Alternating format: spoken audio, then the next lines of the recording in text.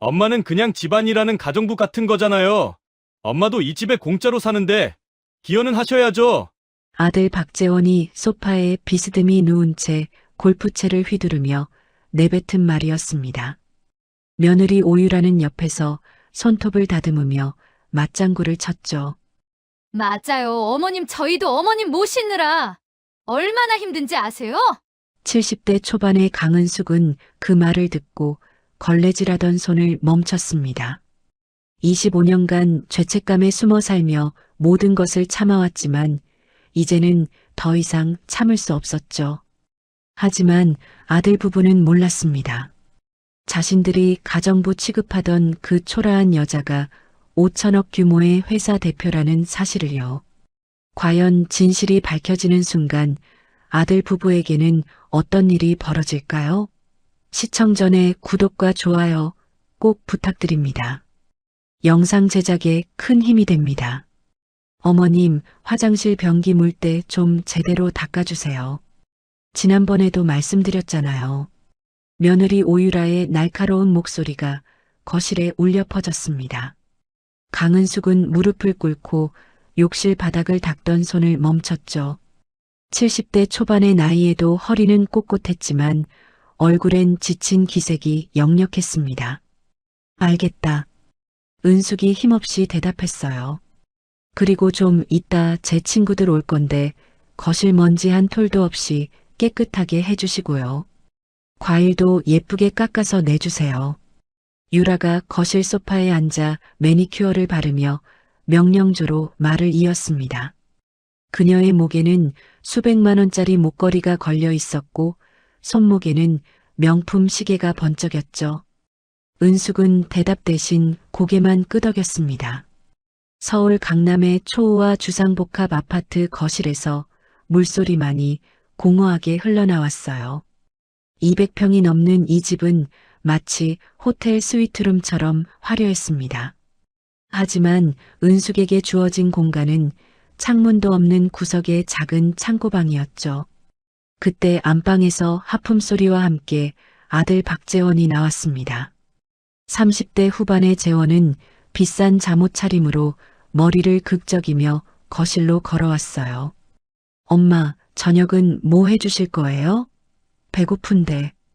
재원이 소파에 털썩 주저앉으며 말했습니다. 뭐 먹고 싶은 게 있니? 은숙이 욕실에서 나와 물었죠. 갈비찜이요. 엄마 갈비찜 잘하잖아요. 오늘은 그거 먹고 싶어요. 재원이 리모컨을 집어들며 TV를 켰습니다. 재료는 냉장고에 있니? 있을 거예요. 없으면 마트 가서 사오시면 되죠. 재원의 목소리는 마치 가정부에게 말하듯 무심했습니다. 은숙은 아무 말 없이 냉장고를 열었어요. 한우 갈비가 가득 들어 있었습니다. 며느리 유라가 며칠 전에 사다 놓은 것이었죠. 하지만 그건 은숙을 위한 것이 아니었습니다. 아 참, 어머님. 유라가 갑자기 생각난 듯 말했어요. 다음 주 토요일이 저희 결혼 3주년이에요. 그래. 은숙이 고개를 돌렸습니다. 네. 그래서 말인데요. 제 회사 동료들 30명 정도 초대하려고요. 유라가 웃으며 말을 이었죠. 그런데 케이터링 음식은 너무 성의가 없잖아요. 어머님이 직접 코스 요리 좀 해주셨으면 해서요. 은숙의 얼굴이 굳어졌습니다. 30명이라고? 네. 많지 않아요. 어머님 손도 빠르시고 요리도 잘하시잖아요. 테이블 세팅은 업체가 해줄 거니까 어머님은 음식만 준비하시면 돼요. 유라가 당연하다는 듯 말했습니다. 은숙은 잠시 망설였어요. 30명분의 코스 요리라니. 그건 혼자서는 도저히 감당할 수 없는 양이었죠.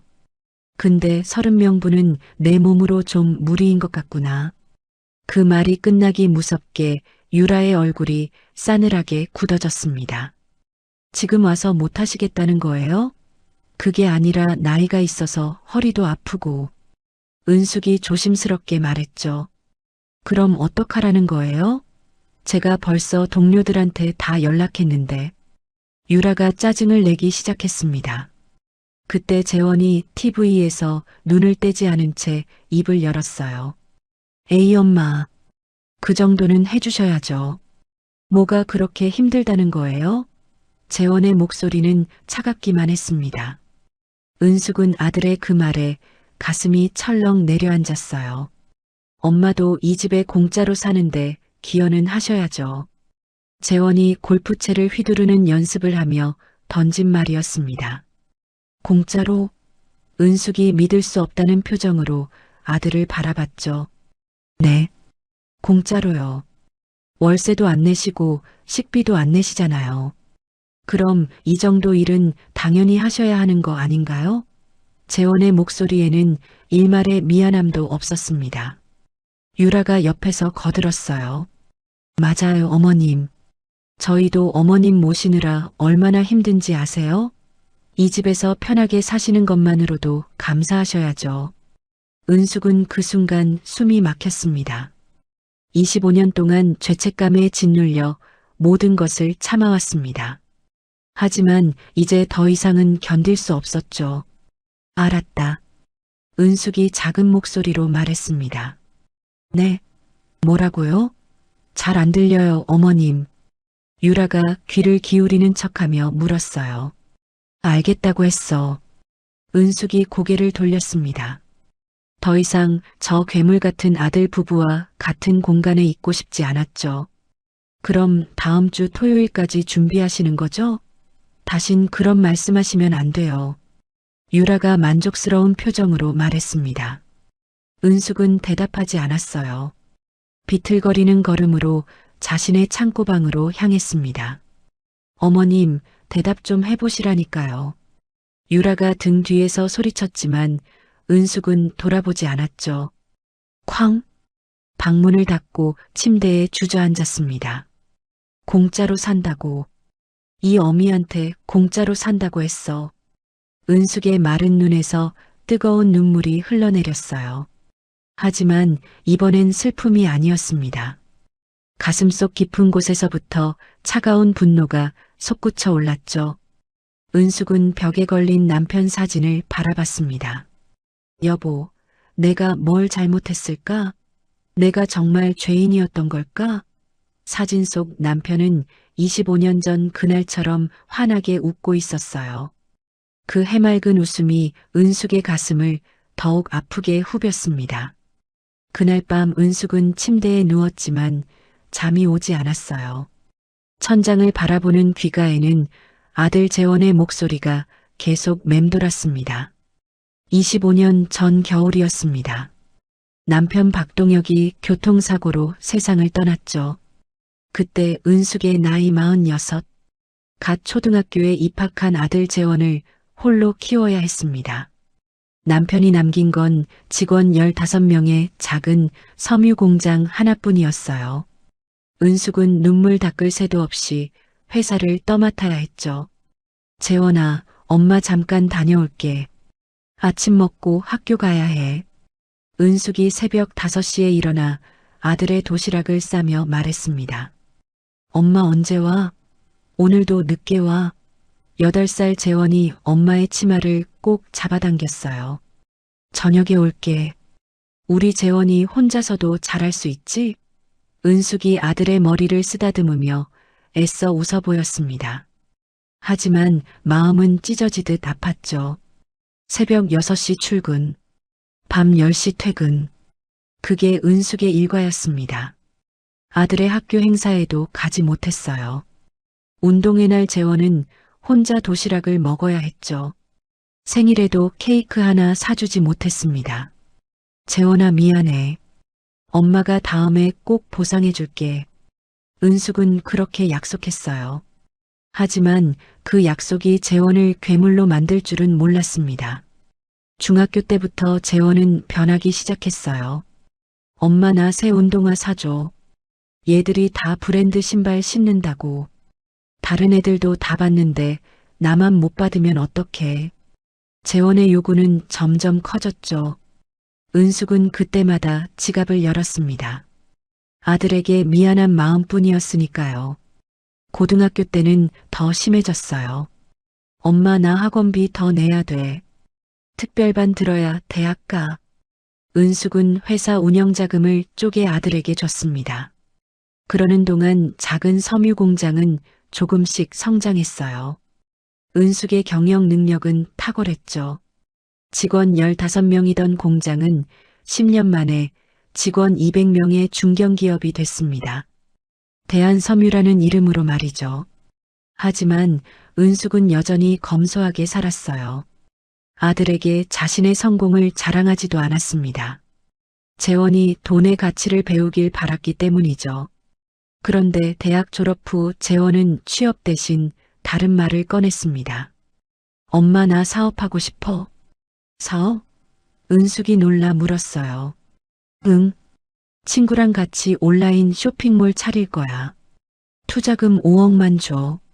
재원의 목소리는 당연하다는 듯 자신만만했죠. 5억은 너무 큰 돈이야. 회사 돈도 아니고. 은숙이 난색을 표했습니다. 그럼 난 뭐 먹고 살라고? 엄마는 나한테 뭘 해준 게 있다고 그래? 재원이 버럭 소리를 질렀어요. 은숙은 그 말에 할 말을 잃었습니다. 맞는 말이었으니까요. 일만 하느라 아들 곁에 있어주지 못했던 게 사실이었죠. 알았어. 엄마가 마련해줄게. 은숙이 결국 고개를 끄덕였습니다. 하지만 그건 개인 돈이 아니라 회사 운영자금이었어요. 은숙은 몰래 회사 돈을 빼서 아들에게 줬죠. 죄책감 때문이었습니다. 재원의 사업은 1년 만에 망했어요. 친구가 돈을 들고 잠적했기 때문이죠. 엄마 미안해. 내가 사람을 잘못 봤어. 재원이 고개를 숙였습니다. 괜찮아. 다시 시작하면 돼. 은숙은 아들을 위로했어요. 하지만 재원은 돈을 갚지 않았습니다. 대신 또 다른 요구를 했죠. 엄마 나 결혼하려고. 여자친구 집이 강남인데 체면 좀 세워줘야겠어. 결혼 자금 3억만 더 줘. 재원의 요구에 은숙은 또다시 회사 돈을 빼야 했습니다. 그렇게 총 8억 원이 아들에게 건너갔어요. 하지만 재원은 그게 회사 돈인 줄도 몰랐죠. 결혼 후 재원 부부는 처가에서 마련해준 강남 아파트에서 살았습니다. 은숙은 여전히 회사 근처 작은 빌라에 살았어요. 그런데 1년 전 재원이 은숙을 찾아왔죠. 엄마 우리랑 같이 살자. 은숙은 깜짝 놀랐습니다. 정말? 응. 엄마 혼자 그 좁은 빌라에서 사시면 안 되죠. 재원의 말에 은숙은 눈물이 날 것 같았어요. 아들이 자신을 생각해 주는 것만으로도 고마웠습니다. 하지만 현실은 달랐죠. 재원 부부가 은숙을 데려간 이유는 따로 있었습니다. 무료 가정부가 필요했던 거예요. 은숙에게 주어진 방은 창문도 없는 창고방이었습니다. 그리고 그날부터 끝없는 노동이 시작됐죠. 어머님 청소 좀 해주세요. 어머님 빨래 좀 돌려주세요. 어머님 저녁 준비 좀 해주세요. 유라의 명령은 끝이 없었습니다. 재원은 그저 방관할 뿐이었어요. 은숙은 모든 걸 참았습니다. 아들 곁에 있을 수 있다는 것만으로 만족했죠. 하지만 오늘 재원이 내뱉은 말은 달랐습니다. 공짜로 산다. 그 말이 25년의 세월을 송두리째 부정했어요. 은숙은 더 이상 참을 수 없었습니다. 이제 모든 것을 끝낼 때가 왔죠. 새벽 2시, 은숙이 침대에서 벌떡 일어났습니다. 더 이상 눈물은 흐르지 않았어요. 낡은 장롱으로 망설임 없이 걸어갔죠. 장롱의 맨 아래 삐걱거리는 서랍을 열었습니다. 오래된 옷들 사이에 먼지 쌓인 작은 자물쇠 달린 가죽 가방이 숨겨져 있었어요. 이제 그만해야지. 은숙이 서랍 속에서 열쇠를 찾아 망설임 없이 자물쇠를 열었습니다. 가방 안에는 오래된 서류 뭉치와 함께 낡은 폴더폰 1개가 들어 있었죠. 이 휴대폰은 재원 부부가 명품 사듯 바꿔준 최신 스마트폰과는 전혀 다른 것이었습니다. 그녀의 진짜 신분을 아는 유일한 인물 차민석 비서실장과 연결된 전화였어요. 폴더폰에 전원을 켰습니다. 단축번호 목록을 확인했죠. 1번에는 차민석이라는 세 글자가 선명하게 저장돼 있었습니다. 은숙이 깊은 숨을 들이마셨어요. 더 이상 죄인으로 살지 않기로 결심했습니다. 이제는 25년 만에 떳떳한 어머니로 그리고 강은숙으로 돌아갈 때였죠. 단축번호 1번을 모든 결심을 담아 길게 눌렀습니다. 신호음이 몇 번 울린 후 잠결에 놀란 듯 익숙한 목소리가 들려왔어요. 여보세요? 회장님, 민석 씨 나야. 은숙의 목소리는 방금 전까지 오열하던 사람이라고는 믿기지 않을 만큼 차분하고 단호했습니다. 전화 너머로 차민석이 숨을 삼키는 기색이 생생하게 느껴졌죠. 네. 회장님, 무슨 일 있으십니까? 이 시간에 전화를. 토요일 오전 10시 강남 아파트로 와. 은숙이 민석의 말을 가차없이 잘랐어요. 네. 강남 아파트요. 거긴 재원 씨가 있는 곳 아닙니까? 혹시 무슨 문제라도 내가 문자로 준비할 서류 알려줄게. 준비해서 늦지 않게 와줘. 이제라도 모든 것을 바로 잡아야겠어. 은숙의 목소리에는 단 1%의 망설임도 없었습니다. 네, 알겠습니다, 회장님. 탁! 은숙이 전화를 끊었어요. 폴더폰을 덮어 다시 가방 안에 넣고 지퍼를 잠갔습니다. 방 안낡은 거울을 봤죠. 땀과 눈물에 절어 늙고 초라한 모습의 자신이 보였습니다. 하지만 거울 속 그 여자의 눈빛만큼은 25년 만에 처음으로 냉철하고 서늘하게 살아있었어요. 여보, 이제 내가 바로잡을게. 은숙이 남편 사진을 바라보며 나지막이 말했습니다. 더 이상 슬픔이 아닌 모든 것을 끝내려는 냉철한 결단력이 그녀의 눈에 가득했죠. 새벽 3시가 되어서야 은숙은 침대에 누웠습니다. 그리고 25년 만에 처음으로 깊고 편안한 잠에 빠져들었어요. 다음 날 아침 은숙은 평소와 다름없이 새벽 5시에 일어났습니다. 거실을 청소하고 아침 식사를 준비했죠. 재원 부부는 10시가 넘어서야 일어났어요. 어머님, 아침 뭐 준비하셨어요? 유라가 하품을 하며 물었습니다. 미역국하고 반찬 있어. 은숙이 담담하게 대답했죠. 아, 참 어머님.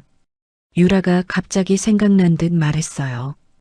토요일 파티 준비 잘 되고 있죠? 준비하고 있어. 은숙의 목소리는 평온했습니다. 그런데 은숙의 눈빛이 달랐어요. 유라는 그걸 알아채지 못했죠. 뭐 해드리면 되는 거예요? 메뉴는 정하셨어요? 재원이 식탁에 앉으며 물었습니다. 에피타이저부터 메인 코스까지 다 준비할게. 은숙이 말했어요.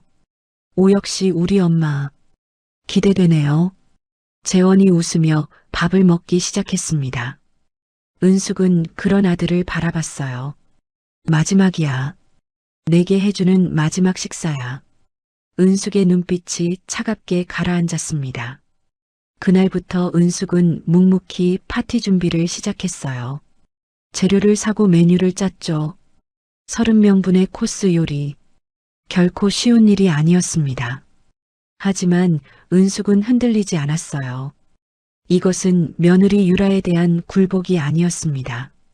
괴물이 되어버린 아들 재원에게 어머니로서 차려주는 마지막 만찬이었죠. 아들을 향한 마지막 모정이자 지긋지긋한 죄책감에 대한 사형 선고였어요. 목요일 저녁이었습니다. 은숙은 주방에서 소스를 만들고 있었죠. 어머님, 내일 제 친구들 올 건데 집 청소 완벽하게 해주세요. 유라가 거실에서 소리쳤습니다. 알겠어. 은숙이 대답했어요. 그리고 토요일 아침에는 일찍 일어나서 음식 준비 시작하셔야 해요. 손님들 10시에 오거든요. 알았어. 은숙의 목소리는 여전히 평온했습니다. 유라는 뭔가 이상하다고 느꼈어요. 어머님이 너무 순순히 따르는 것 같았죠. 어머님, 혹시 어디 아프세요? 아니, 괜찮아. 은숙이 웃으며 대답했습니다. 하지만 그 웃음이 유라를 오히려 불안하게 만들었어요. 금요일 밤 은숙은 일찍 방으로 들어갔습니다. 내일이면 모든 게 끝나. 은숙이 창문 없는 방에 누워 중얼거렸죠. 25년간의 지옥이 드디어 끝나는 겁니다. 토요일 새벽 4시, 파티 당일 이른 어둠 속에서 은숙이 천천히 눈을 떴습니다. 이틀 동안 25년 만에 처음으로 깊은 잠을 잤지만 아직도 몸은 무거웠어요. 하지만 거울 속 자신의 모습은 그 어느 때보다 단호하고 차가운 표정이었죠. 25년 만에 처음으로 모든 것이 결정된 아침이었습니다. 은숙이 창고방을 나와 화려하지만 텅 빈 주방으로 향했어요. 후, 큰 숨을 들이마신 그녀가 낡은 앞치마를 둘러맸습니다. 묵묵히 냉장고를 열었죠. 30명분의 재료들이 산더미처럼 가득 차 있었어요. 이게 마지막이야. 널 위한 나의 밥상. 은숙이 혼잣말을 하며 거대한 소고기 덩어리를 꺼냈습니다. 이것은 며느리 유라에 대한 굴복이나 순종이 아니었어요. 괴물이 되어버린 아들 재원에게 어머니로서 차려주는 명백한 마지막 만찬이었죠. 아들을 향한 마지막 모정이자 지긋지긋한 죄책감에 대한 사형 선고였어요. 은숙은 거침없이 요리를 시작했습니다. 에피타이저용 연어를 손질하고 메인 요리용 소고기를 재웠죠. 샐러드용 채소를 정갈하게 씻고 디저트용 과일을 깎았습니다. 평소와 달리 은숙의 손놀림에는 분노나 슬픔이 아닌 서늘한 차분함만이 감돌았어요. 이것이 마지막이라는 생각 때문인지 오히려 마음은 얼음장처럼 평온했죠. 오전 8시쯤 요란한 알람 소리와 함께 재원과 유라가 침실에서 나왔습니다. 두 사람 모두 오늘 있을 파티를 위해 머리부터 발끝까지 최고급 명품으로 치장하고 있었어요. 우와, 냄새 좀 봐. 벌써 이렇게 많이 해놨네요. 유라가 주방을 힐끗 둘러보며 감탄했습니다. 식탁 위에 산더미처럼 쌓인 음식들을 보며 만족스러운 미소를 감추지 못했죠. 역시 어머님이라니까. 이 정도면 제 동료들이 정말 기뻐하겠어요. 재원도 어깨를 으쓱하며 옆에서 고개를 끄덕였어요. 잘했네요, 엄마. 역시 우리가 믿고 맡긴 보람이 있네. 냄새 죽이네요. 은숙은 아무 대답도 하지 않았습니다. 그저 묵묵히 기름이 튀는 프라이팬 앞에서 스테이크를 굽고 있을 뿐이었죠. 기름 냄새가 온 집안에 진동했습니다. 어머님, 오늘 손님들이 어머님 음식 드시고 정말 감동할 거예요. 유라가 기분 좋은 목소리로 제잘거렸어요. 우리 회사 사람들도 어머님 요리 실력 소문 많이 들었거든요. 오늘 제대로 보여주세요. 재원이 넥타이를 매만지며 거들었습니다. 그런데 어머님은 옷을 안 갈아입으세요? 땀 냄새 나는데 손님들 곧 오시잖아요. 그때 은숙이 처음으로 입을 열었어요. 난 주방에서 일할 거야. 아, 그래요? 하긴 그게 낫겠네요. 유라가 당연하다는 듯 고개를 끄덕였습니다.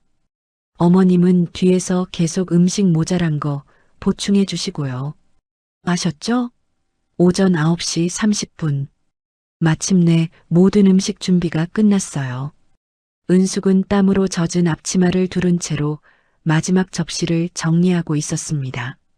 시간 확인해봐, 자기야. 유라가 재원에게 말했어요. 아직 30분 남았어. 손님들 10시부터 오기로 했으니까. 바로 그때 현관문 벨소리가 울렸습니다. 딩동. 벌써 왔나? 유라가 인터폰 화면을 확인했어요. 인터폰 앞에는 깔끔한 정장을 입은 중년의 남성이 서 있었죠. 누구시죠? 차민석입니다. 약속이 있어서 왔습니다. 유라가 재원을 갸우뚱하며 바라봤어요. 누구야, 자기야? 아는 사람이야? 재원도 고개를 저었습니다. 모르는데 혹시 잘못 찾아오신 거 아닌가? 아니요. 강은숙 회장님과 약속이 있습니다. 민석의 목소리가 인터폰 너머로 또렷하게 들려왔죠. 회장님? 강은숙? 유라와 재원이 동시에 고개를 갸우뚱했습니다. 우리 엄마 이름이 강은숙인데. 재원이 중얼거렸어요. 설마. 유라가 웃으며 말했죠. 어머님이 무슨 회장님이에요? 동명이인 아닐까요? 재원도 고개를 끄덕였습니다. 그렇겠지. 엄마가 무슨 회장이야. 하지만 민석의 다음 말이 그들을 얼어붙게 만들었어요. 강은숙 회장님, 대한섬유 대표이사이신 분 맞습니다. 확인하고 왔습니다. 대한섬유, 재원의 얼굴이 하얗게 질렸습니다. 그건 국내 10대 섬유회사 중 하나였죠. 매출 5천억 규모의 대기업이었어요. 유라가 떨리는 손으로 현관문을 열었습니다. 정장을 입은 차민석이 서류 가방을 든 채 들어섰어요. 그 뒤로 정장 차림의 남성 2명이 더 따라 들어왔죠. 안녕하십니까? 대한섬유 비서실장 차민석입니다. 민석이 명함을 건넸습니다. 유라가 떨리는 손으로 명함을 받았어요. 거기에는 대한섬유 로고와 함께 비서실장이라는 직함이 선명하게 박혀 있었죠. 저희한테 무슨 일로? 유라가 더듬거리며 물었습니다. 강은숙 회장님을 뵈러 왔습니다. 민석이 담담하게 대답했어요. 재원이 황급히 끼어들었죠. 저기 혹시 우리 엄마랑 동명이인 아니세요? 우리 엄마는 그냥 평범한. 아닙니다. 민석이 재원의 말을 잘랐어요. 강은숙 회장님, 1950년생, 25년 전 남편 박동혁 씨 사망 후 대한섬유를 물려받아 현재까지 경영하고 계신 분 맞습니다. 재원의 입이 떡 벌어졌습니다. 그건 자신의 어머니 신상과 정확히 일치했죠. 민석은 더 이상 그들에게 관심을 주지 않았어요. 곧장 주방으로 향했습니다. 그곳에서 낡은 앞치마를 두른 채 땀을 뻘뻘 흘리며 마지막 소스를 만들고 있는 은숙을 발견했죠. 회장님 왔습니다. 민석이 그 자리에서 재원 부부에게는 보여주지도 않았던 90도 각도로 허리를 깊게 숙였습니다. 그리고는 가져온 서류 가방을 은숙 앞 싱크대 위에 올려놓으며 정중히 인사했어요. 준비하라고 하신 자료들입니다. 재원과 유라가 그 믿을 수 없는 광경을 목격하고 그 자리에 얼어붙었습니다. 아니, 저 사람이 지금 우리 엄마한테 회장님이라고 한 거야? 재원이 어이없다는 듯 중얼거렸어요. 지금 뭐라고 하신 거예요? 유라가 귀신이라도 본 사람처럼 떨리는 목소리로 물었죠. 회장님이라고 했나요? 재원도 믿을 수 없다는 표정으로 허공을 쳤습니다. 은숙이 천천히 소스를 젓던 국자를 내려놓았어요. 그리고 땀으로 젖은 머리카락을 쓸어넘기며 두 사람을 향해 천천히 고개를 들었죠. 25년 만에 처음으로 죄인이 아닌 강은숙 회장의 모습을 드러내는 순간이었습니다. 민석이 서류 가방에서 두꺼운 등기부등본을 꺼냈어요. 지금부터 제가 하는 말을 똑똑히 들으시길 바랍니다. 그의 차분하지만 위협적인 목소리에 재원 부부의 웃음기가 싹 가셨죠. 여러분이 서 있는 이 아파트 27동 전체가 대한섬유 소유입니다. 뭐라고요? 대한섬유? 그게 우리랑 무슨 상관인데요? 유라가 믿을 수 없다는 듯 반문했어요. 민석이 등기부등본을 펼쳐 보였습니다. 그곳에는 소유주 란에 대한섬유 대표이사 강은숙이라는 이름이 선명하게 박혀 있었죠. 재원의 눈이 휘둥그레졌습니다. 대한섬유요? 그 우리나라 10대 섬유회사요? 그렇습니다. 민석이 고개를 끄덕였어요. 그리고 그 대한섬유의 지분 100%를 소유한 실소유주가 바로 민석이 은숙을 향해 손을 내밀었습니다. 여러분이 어머니라 부르는 이 강은숙 회장님이십니다. 그야말로 폭탄 선언이었어요. 민석이 서류 가방에서 주주명부를 꺼내 보였죠. 이 아파트뿐만 아니라 서울 시내 주요 상가 건물 12개, 동 그리고 경기도, 일산의 섬유공장 단지가 모두 회장님 개인 소유입니다. 재원의 얼굴이 새하얗게 창백해졌습니다. 그게 다 무슨 말이에요? 우리 엄마가 무슨 회장이에요? 기가 막혀서 말 그대로입니다. 민석이 재원을 경멸하듯 쳐다보며 말을 이었어요. 강은숙 회장님은 25년 전 남편분이 돌아가신 후 맨손으로 대한섬유를 일으켜 세우신 분입니다. 하지만 외아들인 재원 씨가 스스로 자립하길 바라며 모든 것을 숨기고 검소하게 살아오셨죠. 그때 은숙이 처음으로 입을 열었습니다. 동혁? 내 남편 이름이야. 은숙의 목소리에는 25년간 골마 터진 아픔이 담겨 있었어요. 남편을 잃은 죄책감 때문에 이 어미는 모든 걸 숨기고 살았어. 너라도 너 하나라도 제대로 키우고 싶어서. 은숙의 눈빛이 아들을 향했습니다. 내가 내 정체를 숨기고 작은 빌라에서 산 이유는 너가 내 재산에 의지하지 않고 네 힘으로 네 스스로 자립하기를 바랐던 내 마지막 기대 때문이었어. 재원은 할 말을 잃었어요. 그때 유라가 갑자기 미친 사람처럼 웃음을 터뜨렸습니다. 이게 무슨 막장 드라마예요? 어머님이 회장님? 그럼 이 아파트가 다 어머님 거라고요? 농담이 아닙니다. 민석이 엄숙하게 대답했어요. 이 200평 아파트도 이 건물 전체도 모두 회장님 것입니다. 재원은 자신들이 그토록 자랑스러워하며 친구들을 초대했던 이 최고급 주택이 실은 어머니 소유였다는 사실에 뇌가 정지한 듯했죠. 그럼 저희가 그동안 낸 월세가 엄마 통장으로 들어가고 있었다는 말이네요. 네, 그렇죠. 민석이 고개를 끄덕였어요. 근데 그 월세 6개월째 밀리고 계시더군요. 민석의 차가운 목소리가 거실에 울려 퍼졌습니다. 유라의 웃음소리가 그 순간 뚝 그쳤어요. 그뿐만이 아니죠. 민석이 두 번째 서류은행 거래 내역서를 펼쳐들었습니다. 몇 년 전 강은숙 회장님께서 재원 씨에게 사업 자금이라며 주신 5억 원, 그리고 결혼 자금 명목으로 주신 3억 원, 총 8억 원은 회사 운영 자금이었습니다. 유라의 얼굴이 하얗게 질리다 못해 파랗게 변했어요. 그 돈은 단 1원도 갚지 않으셨습니다. 재원 씨, 이건 명백한 횡령입니다. 횡령? 재원이 비명을 질렀죠. 친엄마한테 받은 돈인데 무슨 횡령이에요? 회사 자금입니다. 민석이 차갑게 대답했어요. 개인 돈이 아니라 법인 자금을 무단으로 사용하셨죠. 이건 엄연한 업무상 횡령에 해당합니다. 재원은 자신이 받았던 그 거액이 어머니의 개인 돈이 아니라 회사 돈이었다는 사실에 충격을 받았습니다. 그리고 더 큰 폭탄이 터졌어요. 그뿐만이 아닙니다. 민석이 세 번째 서류를 꺼냈죠. 월세 6개월 연체. 임대차 계약법에 따라 이는 즉시 계약 해지 사유입니다. 이미 며칠 전 내용 증명으로 법적 통보도 완료된 상태입니다. 안 돼요.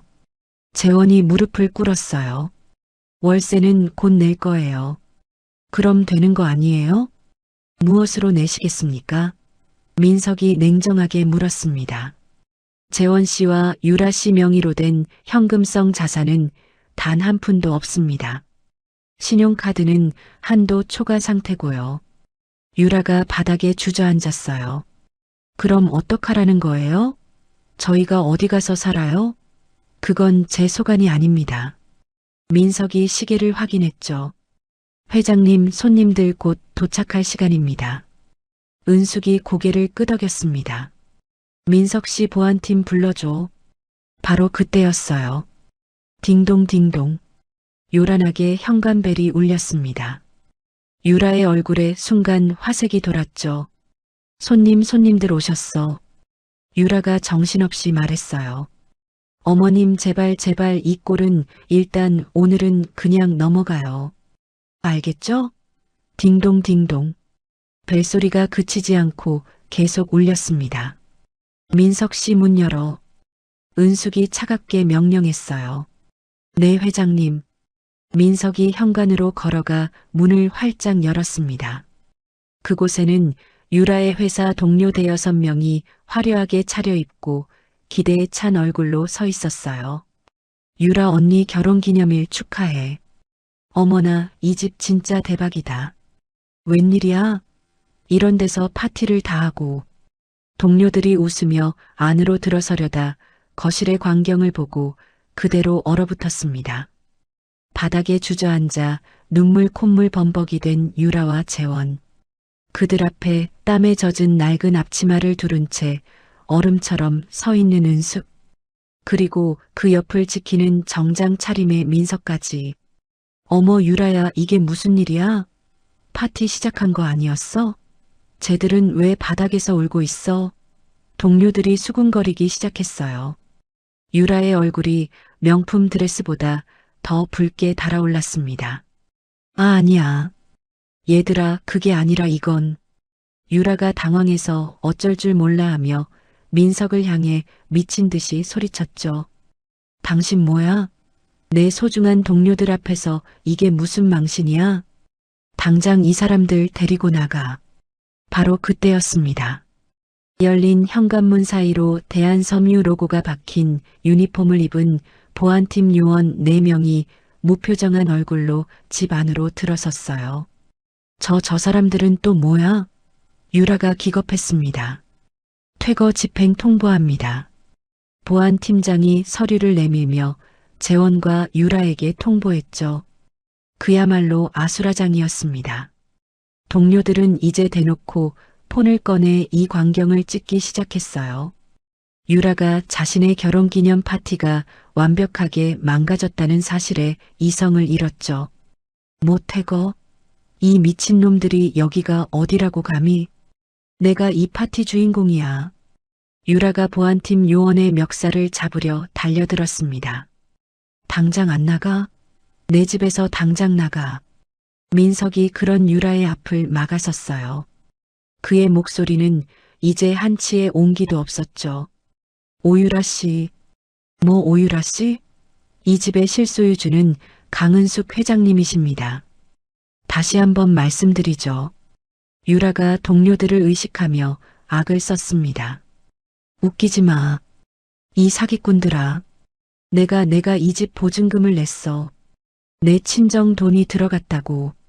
이건 엄연한 계약 위반이야. 그 말이 끝나자마자 민석이 기다렸다는 듯 서류를 펼쳐 보였어요. 보증금이요? 이 집은 현재 월세가 6개월분 연체됐습니다. 뭐? 유라와 동료들의 입에서 동시에 탄식이 터져나왔죠. 임대차 계약법에 따라 이는 연체 시 즉시 계약 해지 사유입니다. 이미 며칠 전 내용 증명으로 법적 통보도 완료된 상태고요. 재원이 바닥에서 고개를 들고 소리쳤습니다. 월세는 곧 낼 거예요. 그럼 되는 거 아니에요? 잘 물어보셨습니다. 민석이 은행 거래 내역서를 동료들이 다 볼 수 있게 펼쳤어요. 강은숙 회장님께서 재원 씨에게 주신 8억 원은 엄연히 회사 자금입니다. 사업 자금과 결혼 자금 명목으로 가져가셨죠? 8억? 동료들 사이에서 경악의 소리가 터져 나왔습니다. 횡령? 어머 쟤들 도둑이었어? 월세도 못 내면서 명품만? 민석이 마지막으로 유라를 향해 확인 사살을 했어요. 유라 씨 친정에서 보태주신 보증금은 연체된 월세와 손해배상금으로 전액 몰수 조치됩니다. 그리고 두 분에 대해서는 사기 및 횡령 혐의로 즉시 형사 고소까지 진행할 예정입니다. 보증금 몰수와 형사 고소, 그리고 자신을 경멸하듯 쳐다보며 수군거리는 동료들의 시선. 유라는 그 모든 것을 견뎌낼 수 없었어요. 뭐라고? 유라의 눈이 뒤집히더니 그대로 뒤로 넘어가며 기절해버렸습니다. 여보. 재원이 유라에게 기어가려 했지만 보안팀 요원들이 그의 팔을 붙잡았어요. 나. 사람 살려. 재원 씨, 유라 씨. 신분증 모든 소지품 압수합니다. 즉시 퇴거하십시오. 보안팀 요원들이 재원과 정신을 차린 유라를 양쪽에서 붙잡아 끌어내기 시작했죠. 재원이 마지막으로 은숙을 향해 절규했습니다. 엄마 내가 잘못했어요. 엄마 제발. 하지만 은숙은 아들과 단 한 번도 눈을 마주치지 않았어요. 그저 25년 만에 처음으로 창밖의 화창한 하늘을 바라보고 있었죠. 이게 재원을 위한 일이야. 여보. 은숙이 죽은 남편의 이름을 나지막이 불렀습니다. 아들 부부는 동료들이 지켜보는 가운데 신용카드차 키지갑까지 모두 압수당한 채 맨몸으로 쫓겨났어요. 그들이 유일하게 챙길 수 있었던 것은 동료들에게 과시하기 위해 입었던 그 값비싼 명품 옷뿐이었죠. 나. 엄마. 두 사람의 비명은 아파트의 두꺼운 현관문이 쾅 닫히는 소리와 함께 완벽하게 차단됐습니다. 동료들은 멍하니 서 있다가 하나둘씩 집을 빠져나갔어요. 누구도 유라를 위로하지 않았죠. 그저 폰으로 찍은 영상이나 확인할 뿐이었습니다. 텅 빈 거실에 은숙과 민석만 남았어요. 은숙이 30년간 입어왔던 땀과 기름때로 얼룩진 자신의 낡은 앞치마를 바라봤습니다. 그녀는 망설임 없이 허리에 끈을 풀었어요. 그리고 그 앞치마를 마치 지긋지긋한 족쇄를 벗어던지듯 쓰레기통에 던져버렸죠. 25년 죄인의 삶이 드디어 끝나는 순간이었습니다.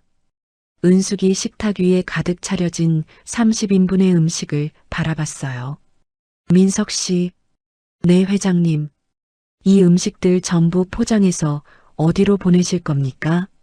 동역재단으로. 은숙이 처음으로 죽은 남편의 이름을 슬픔이 아닌 평온한 목소리로 불렀습니다. 보육원 그리고 독거노인 센터로 따뜻할 때 보내줘. 알겠습니다, 회장님. 즉시 조치하겠습니다. 민석이 어딘가로 전화를 걸기 시작했어요. 은숙은 거대한 거실 창문으로 다가갔습니다. 25년 만에 처음으로 주인의 눈으로 이 도시를 바라봤죠. 여보, 이제 다 끝났어. 은숙이 창밖을 보며 나지막이 중얼거렸습니다. 같은 시각 1층 로비.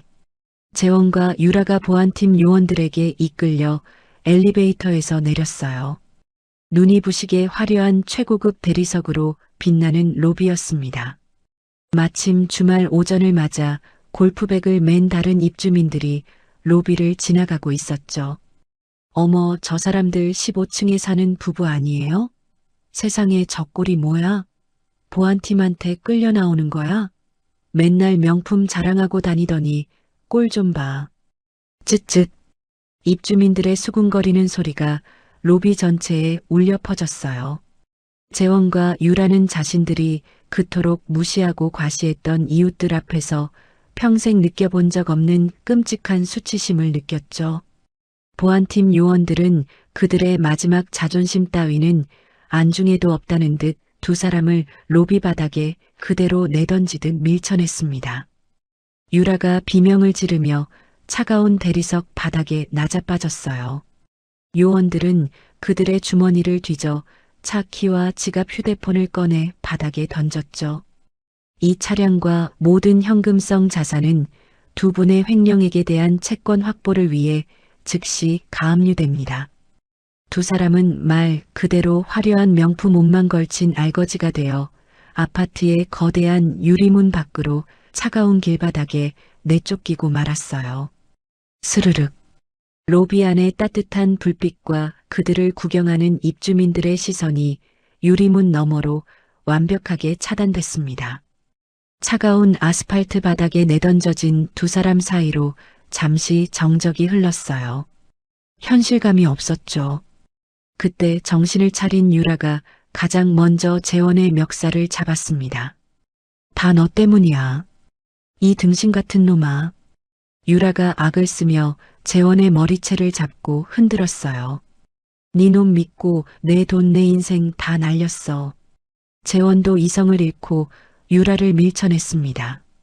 뭐, 네가 우리 엄마한테 파티 이야기만 하지 않았어도 네가 다 부추겼잖아. 이 화장 괴물아. 뭐, 이놈이.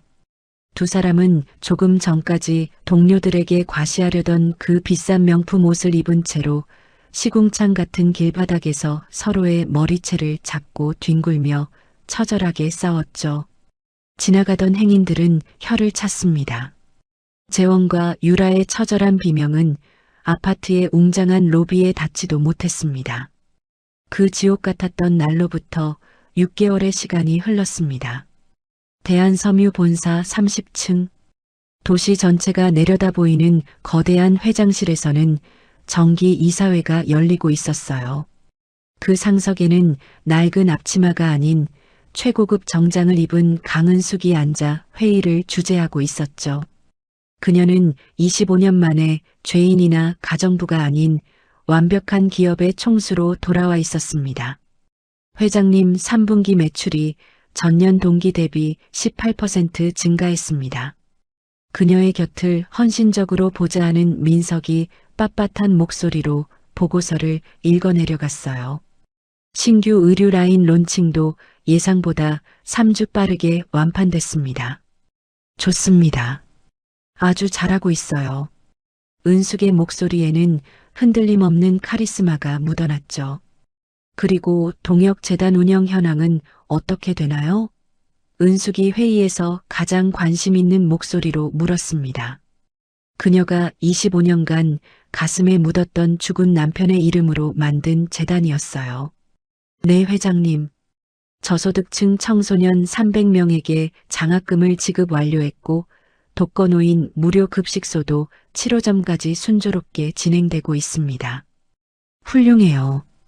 예산은 아끼지 말고 지원 대상은 더 확대해 보세요. 은숙은 소외된 아이들과 노인들을 위한 기부 활동에 전념하고 있었죠. 자신이 지켜주지 못했던 남편에 대한 그리움을 이런 방식으로 승화시키고 있었던 겁니다. 회의가 끝난 후 은숙은 혼자 거대한 회장실에 남아 있었어요. 통유리창 너머로 6개월 전 자신이 쫓겨났던 그 아파트가 장난감처럼 작게 내려다 보였죠.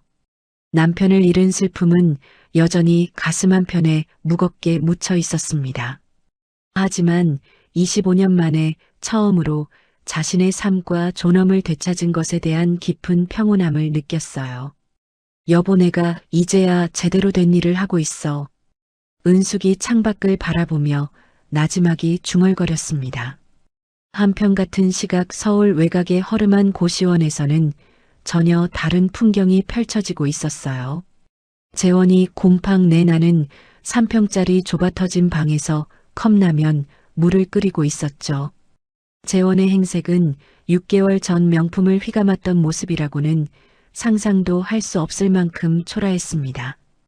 도대체 이 구질구질한 방에선 언제 이사 갈 수 있는 거야? 재원이 플라스틱 젓가락으로 면발을 뒤적이며 독을 뿜듯 투덜거렸어요. 유라와는 이미 3개월 전에 이혼했습니다. 위자료는커녕 서로에게 떠넘길 빚만 산더미처럼 남아있을 뿐이었죠. 재원은 유신건설에 찾아가 엄마를 만나게 해달라고 몇 번을 울부짖었지만 그때마다 쫓겨났어요. 결국 재원은 모든 것을 잃고 난 뒤에야 허름한 동네 빵집에서 일을 시작했습니다. 하루 일당 6만 원. 태어나서 처음으로 제 손으로 돈을 버는 것이었죠. 야, 박씨. 반죽 좀 빨리 안 치냐? 손님들 기다리잖아. 빵집 사장이 고함을 치자 재원이 화들짝 놀라며 고개를 숙였습니다. 네, 죄송합니다. 바로 하겠습니다. 밀가루 묻은 앞치마를 두른 채 뜨거운 오븐 앞에서 땀을 흘렸어요. 비로소 제 힘으로 어머니에게 내뱉었던 그 공짜라는 말의 무게를 깨닫기 시작한 것이었죠. 처음 한 달은 지옥 같았습니다. 새벽 5시 출근, 밤 9시 퇴근. 은숙이 25년 전 겪었던 그 고된 일과를 재원도 똑같이 겪고 있었어요. 손에는 화상 자국과 굳은 살이 생겼습니다. 허리는 늘 아팠죠. 하루 종일 서 있어야 했으니까요. 밤에 고시원 방에 돌아오면 쓰러지듯 잠들었습니다. 하지만 이상하게도 재원은 조금씩 변하고 있었어요. 돈의 무게를 처음으로 느끼기 시작했죠. 하루 6만 원, 한 달이면 180만 원, 고시원 월세 35만 원을 내고 나면 145만 원이 남았습니다. 식비로 한 달에 50만 원, 교통비 10만 원, 그러면 85만 원이 남았어요. 재원은 그 돈을 한 푼도 쓰지 않고 모으기 시작했습니다. 엄마한테 갚아야 해. 8억. 재원이 통장을 보며 중얼거렸죠. 85만 원씩 모으면 8억을 갚으려면 무려 78년이 걸렸습니다. 불가능한 숫자였어요. 하지만 재원은 포기하지 않았습니다. 3개월이 지나자 빵집 사장이 재원을 불렀어요. 박시일 잘하네. 성실하고. 다음 달부터 정식 직원으로 채용할게. 월급 230만 원. 정말요? 재원의 눈이 반짝였습니다. 그래. 이 나이에 새로 시작하는 거 쉽지 않았을 텐데 기특해. 사장의 칭찬에 재원은 처음으로 자신의 노동에 대한 인정을 받는다는 게 이렇게 뿌듯한 것인지 깨달았죠. 감사합니다. 사장님, 열심히 하겠습니다. 재원이 90도로 허리를 숙였습니다. 그날 밤 재원은 고시원 방에서 작은 공책을 꺼냈어요. 그리고 펜을 들어 글을 쓰기 시작했습니다. 엄마 미안해. 나는 이제야 알았어. 돈이 얼마나 무거운지, 일이 얼마나 힘든지, 엄마가 25년 동안 나를 위해 얼마나 많은 것을 희생했는지. 재원의 눈에서 뜨거운 눈물이 떨어져 공책을 적셨습니다. 나는 괴물이었어. 엄마의 사랑을 당연하게 여기고 엄마의 희생을 공짜라고 생각했어. 하지만 이제는 알아. 세상에 공짜는 없다는 걸. 재원이 펜을 놓고 창밖을 바라봤어요. 고시원 창문 너머로 보이는 초라한 골목길. 하지만 그 풍경이 6개월 전 살았던 화려한 아파트보다 더 진실되게 느껴졌죠. 어느 날 오후 민석이 은숙의 회장실을 찾아왔습니다. 회장님, 동역재단 결산 서류입니다. 민석이 파일을 내려놓으며 말했어요. 그리고는 조심스럽게 작은 사진 한 장을 서류 밑에 끼워 넣었죠. 그리고 이것은 사진 속에는 허름한 빵집 주방에서 땀을 뻘뻘 흘리며 반죽을 치고 있는 재원의 모습이 담겨 있었습니다. 초라한 앞치마를 두른 채 사장의 지시를 받으며 고개를 숙이고 일하는 모습이었어요. 은숙이 그 사진을 받아들고 말없이 오랫동안 바라봤습니다. 한때 자신을 공짜로 산다고 모욕했던 아들이 이제는 정말로 돈을 벌기 위해 25년 전 자신이 그랬던 것처럼 땀을 흘리고 있었죠. 얼마나 힘들까? 은숙의 목소리에 미세한 떨림이 스쳤습니다. 하지만 그건 동정이 아니었어요. 사진 속 재원은 예전에 오만하고 철없던 모습과는 완전히 달랐습니다. 은숙이 사진을 책상 서랍 깊숙한 곳에 조심스럽게 넣었어요. 민석 씨, 네 회장님, 계속 지켜봐 주세요. 절대로 돕지는 말고 멀리서. 알겠습니다, 회장님. 은숙은 아들의 이 고통스러운 새 출발을 당장 구원하지 않기로 마음먹었습니다. 그가 진정으로 변하고 스스로 일어설 때까지 어머니로서 기다려주기로 했죠. 재원아, 이제 너가 진짜 어른이 되는 시간이야. 은숙이 6개월 전과는 다른 평온한 눈으로 창밖을 바라보며 중얼거렸습니다. 그것이 25년 만에 처음으로 아들을 향한 맹목적인 죄책감이 아닌 진정한 사랑을 느끼는 순간이었어요. 한편 재원은 그날도 빵집에서 열심히 일하고 있었습니다. 박씨 오늘 크루아상 50개 나갔어. 대박이지? 네 사장님. 다행이에요. 재원이 웃으며 대답했죠. 그 떠들썩했던 폭풍이 휩쓸고 지나간 지 1년의 세월이 흘렀습니다.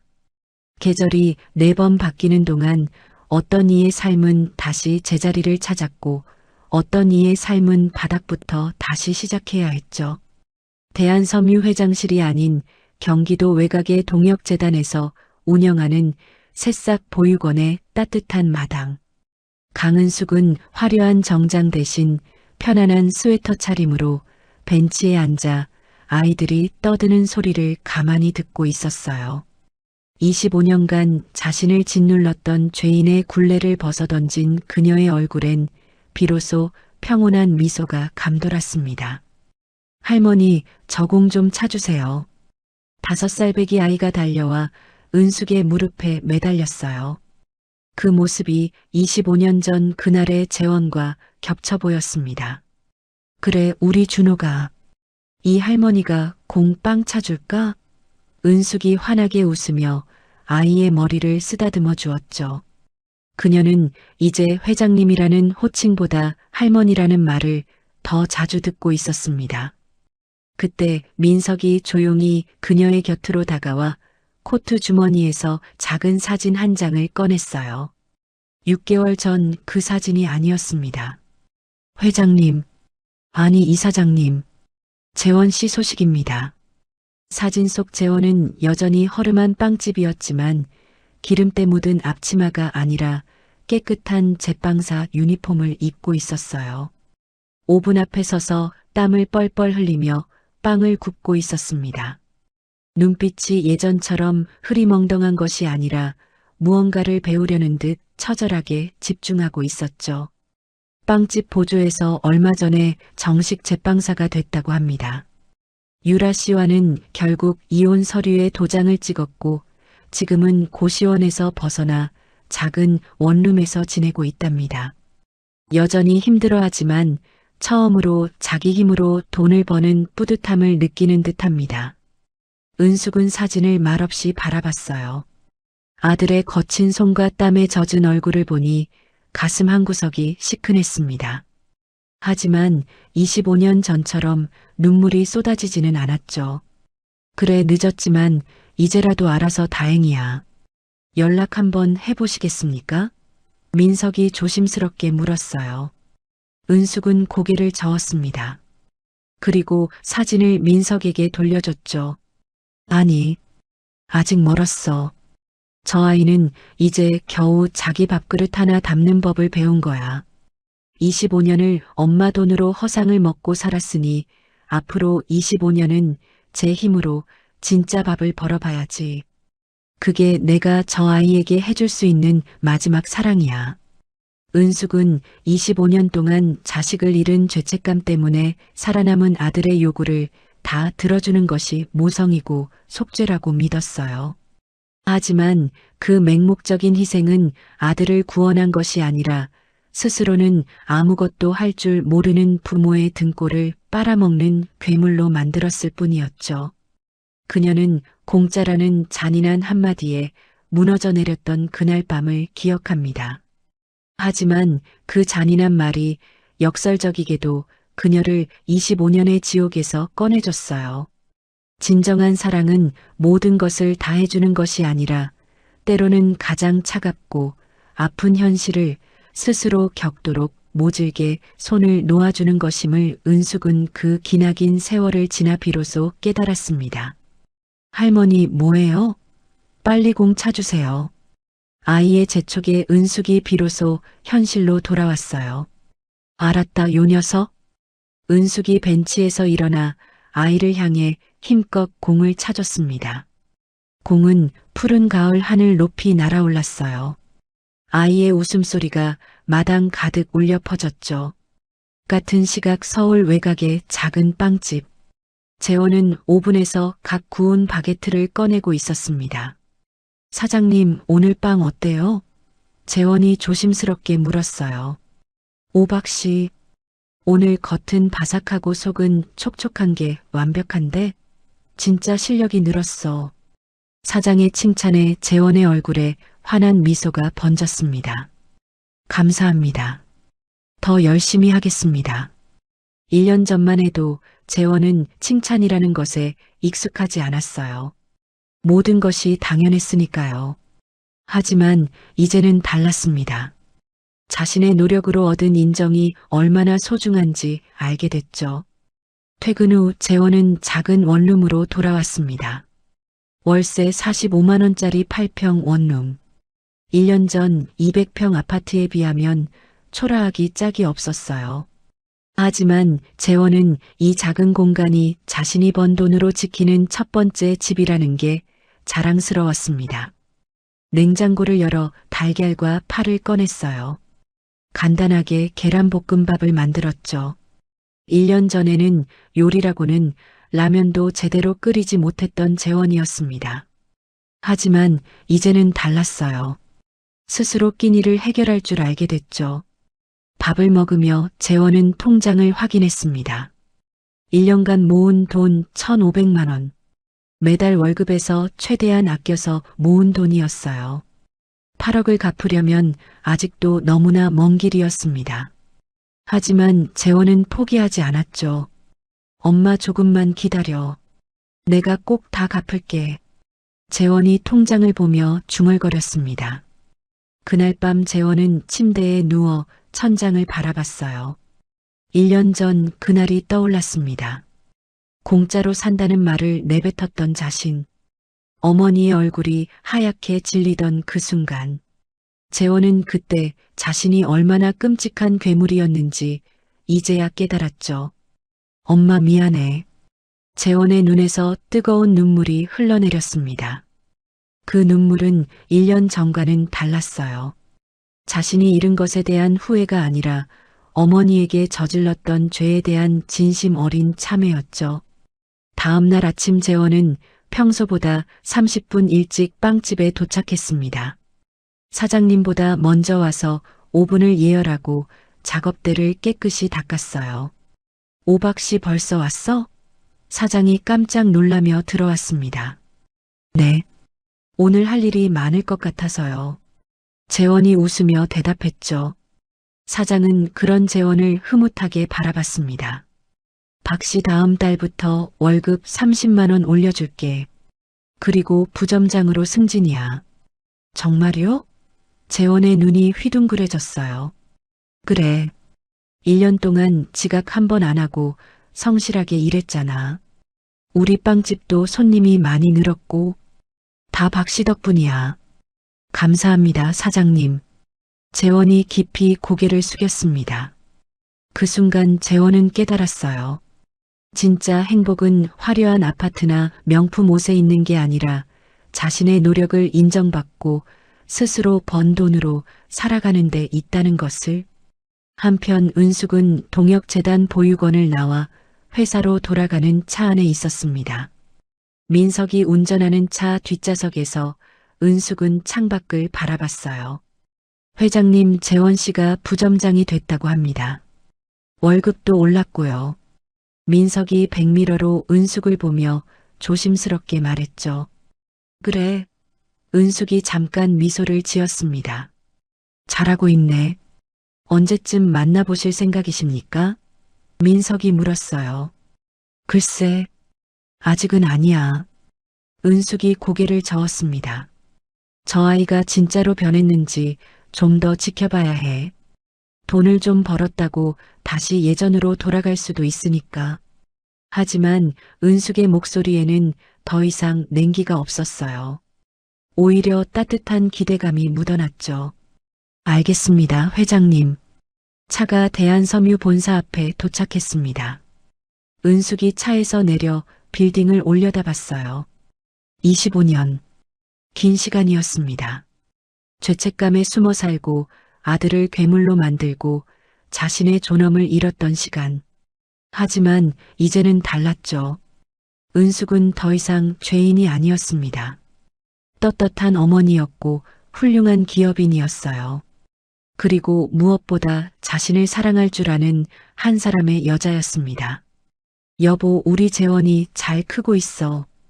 은숙이 하늘을 올려다보며 죽은 남편에게 속삭였어요.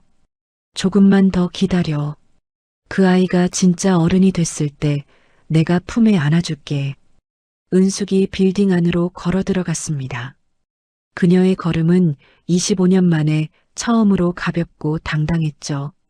부모는 자식에게 모든 것을 주고 싶어 합니다.